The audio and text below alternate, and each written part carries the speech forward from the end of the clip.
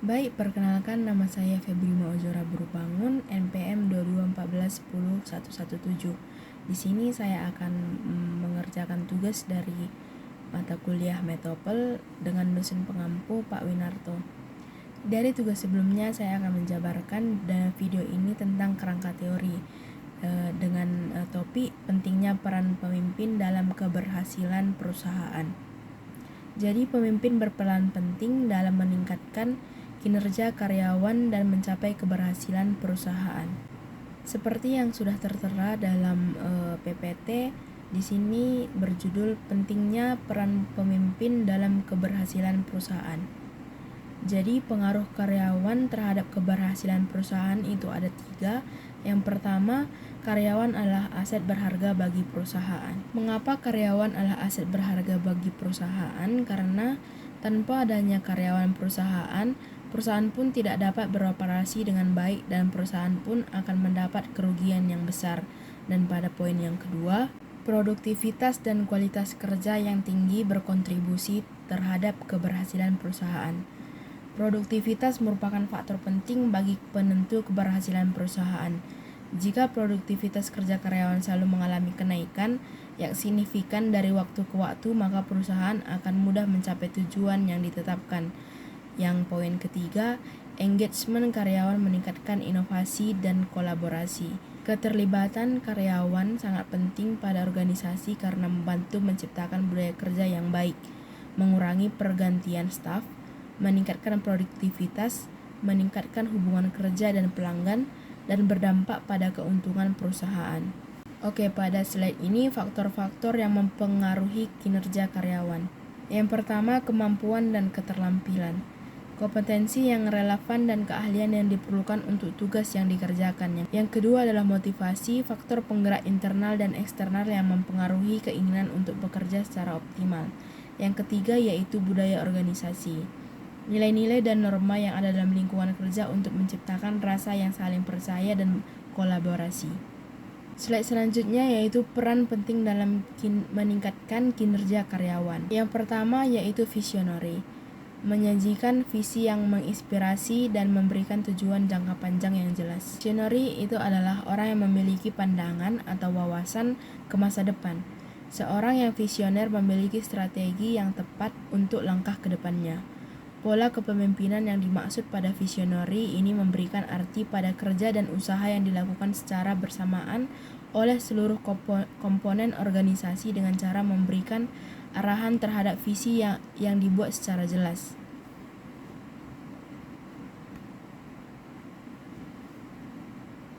Yang kedua, komunikator yang efektif, mampu menyampaikan pesan dengan jelas dan mendengarkan secara aktif. Dan poin ketiga, memfasilitasi pembelajaran, mendorong karyawan untuk terus berkembang melalui pelatihan dan pengembangan. Pada poin ketiga ini contohnya adalah program pendidikan karyawan, program magang untuk yang fresh graduate atau mahasiswa, dan penambahan tanggung jawab tugas dan pelatihan SDM sesuai dengan kebutuhan. Poin keempat yaitu katalisator pekerjaan tim, mendorong kerjasama dan kolaborasi di antara anggota tim untuk mencapai keberhasilan bersama. Baik, untuk slide ini strategi memotivasi karyawan untuk mencapai kinerja yang optimal. Di sini terdiri dari 3 poin. Yang pertama yaitu recognition dan rewards. Di poin ini memberikan perusahaan akan memberikan sebuah penghargaan bagi karyawan dan pengakuan kepada karyawan yang mencapai hasil yang luar biasa, di mana pada poin ini karyawan akan berusaha atau bekerja lebih baik untuk mencapai tujuan yang sudah diterapkan pada perusahaan. Yang poin kedua, employee development. Di sini menyediakan kesempatan pengembangan karyawan melalui pelatihan dan mentorship. Seperti pada poin sebelumnya, perusahaan akan membuat program-program bagi karyawan untuk mengembangkan dirinya sendiri, seperti program magang bagi mahasiswa yang fresh graduate. Jadi untuk membuat peningkatan pada setiap karyawan untuk meningkatkan kinerjanya pada perusahaan tersebut. Dan pada yang poin ketiga, work-life balance, memprioritaskan keseimbangan antara pekerja dan kehidupan pribadi untuk mencegah kelelahan dan burnout atau stres kerja. Jadi di poin ini pekerja harus menyeimbangkan pekerjaan dan urusan pribadi untuk menghindari stres pada kerja. Untuk slide ini pengukuran kinerja karyawan. Di sini saya membuat 3 poin. Yang pertama itu pemantauan kinerja secara berkala melalui pengukuran kunci. Yang kedua, feedback dan evaluasi konstruktif untuk membantu karyawan meningkatkan kinerja. Yang ketiga, tetap memantau kemajuan dan mengidentifikasi area untuk perbaikan. Pada slide ini, menurut Dessler pada 2015, penilaian kinerja selalu melibatkan proses penelitian 3 langkah. Yang langkah pertama menetapkan standar kerja. Yang kedua menilai kinerja aktual karyawan secara relatif terhadap standar. Ini biasanya melibatkan beberapa formulir penilaian. Dan yang ketiga memberikan umpan balik kepada karyawan dan tujuan membantunya. Slide ini pelatihan dan pengembangan karyawan untuk meningkatkan kinerja.